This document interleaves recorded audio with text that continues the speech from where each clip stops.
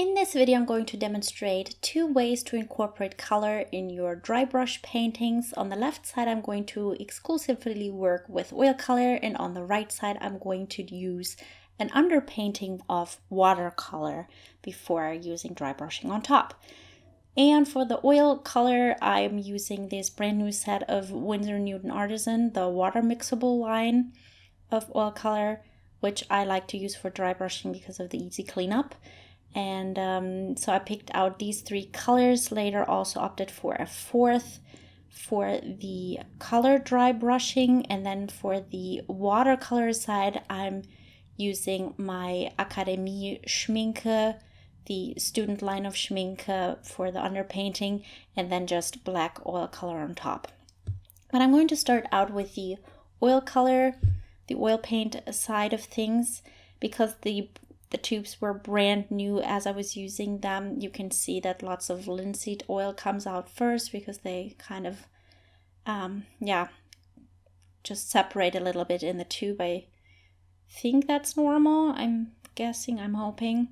For anyone who's new, you put very, very little paint on the brush and then dab it off on a paper towel just to get very, very light layers at first. So the way I was using it here for the color is that I used the color straight out of the tube, so I didn't really mix anything, even though I did, I guess, mix the burnt sienna and the, cadmium orange hue a little bit to get a very, very pale skin tone. I mean, the way that you use it is in very light layers, then you remain in the very pale side of things, which is what was suitable for the reference photo that I used, which was of a very pale person.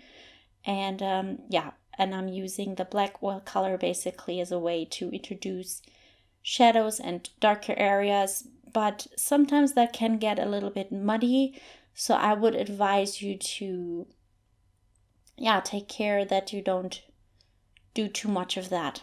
Oh yeah, and by the way, also good idea to erase the pencil lines a little bit before you start, just to make it a little bit easier for you later on. So I erased them a little bit late after I'd already brushed on some layers.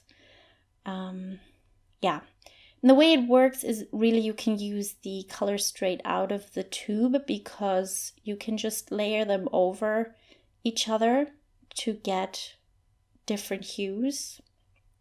So in that, it's a little bit like watercolor. Because you're using a lot of the white of the paper and you're using them in very transparent layers, and that way you create the colors on the paper. I mean, you can mix them. Of course, if you have very large areas, you want to fill them with a specific color that you don't have in the tube. By all means, mix them first and then apply them to the area that you want to do. But if you don't want to mix them first, you can basically mix them on the paper. That's all I'm trying to say here.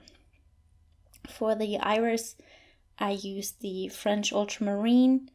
That worked pretty well. And later, as I'm adding the black oil color, you see that it definitely muddies up the color quite a bit, which makes it a little bit more realistic, I think. But yeah, you want to make sure that you mix the colors in a way that makes sense. I'm thinking maybe for a lot of the part I should have used a dark brown or maybe dark purple or dark blue to deepen the shadow areas instead of going straight to black. Like, I already knew that would probably lead to some muddy colors, but I did it anyway. I don't know, I don't make a lot of sense all the time. So that's just how that goes. And at the end of the day, it's just patience. You just layer and layer and layer. Obviously, for the very dark layers, you can put a little bit more paint on the brush. But still, it's very, very, very thin layers, which you need because you're working on watercolor paper. And if you have too much oil, the paper won't really like that.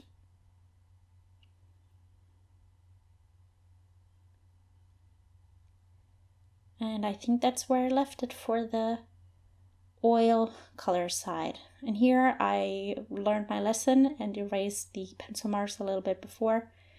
And then I just mixed some kind of orangey red for the skin color.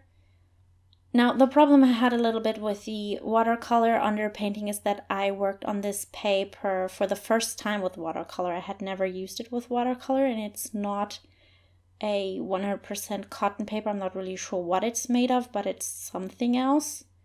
300 GSM, so that's nice, but it's still buckled a little bit. I didn't tape it down or so. I didn't know if it would lift up very well. I tried it here in the on the eyeball. It worked okay. So I'm thinking the paper was fine for what I was doing. I have been trying out the watercolor as underpainting technique for dry brushing before, and I achieved good results with it. But I will say that the watercolor underpainting always looks a little bit freaky. Like you look at it and you're like, no way there's going to come a normal looking painting out of this, but it still somehow works. Here I have a little piece of paper towel in my hand, just in case you're wondering. So I was just dabbing it off a little bit. It was a little too intense. And yeah. I mean, obviously, just because I'm employing two different techniques, it was a little bit difficult to make the eyes match and make it look like they belong to the same person. I'm really not achieving that at all. Like, the color of the iris is very, very apparently different. But I mean, it's also to showcase the differences in the techniques. So I guess that's okay, that the eyes don't look like they belong exactly to the same person, but kind of like two sisters, maybe. I don't know. So yeah, for the oil paint, I'm just using the black oil paint on top of the watercolor. So it does muddy up the colors a little bit. But yeah, that's why I used a relatively high saturation with the colors, just because I knew that by adding black it would just do something to it. And this is basically the results that I got with the two techniques.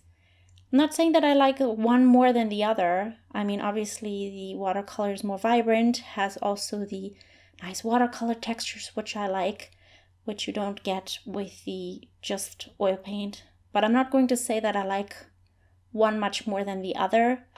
It's a little bit of a question of your taste, but also the paper that you're using definitely makes a difference. I mean, as you could tell, the oil color side has a little bit more of a grain to it, whereas the watercolor looks a little bit more smooth because I did use cold pressed paper. So yeah. But now I'm just babbling. I want to end the video here, and I hope you got something out of it and hope you enjoyed it, and yeah, hope you're feeling creative. Bye!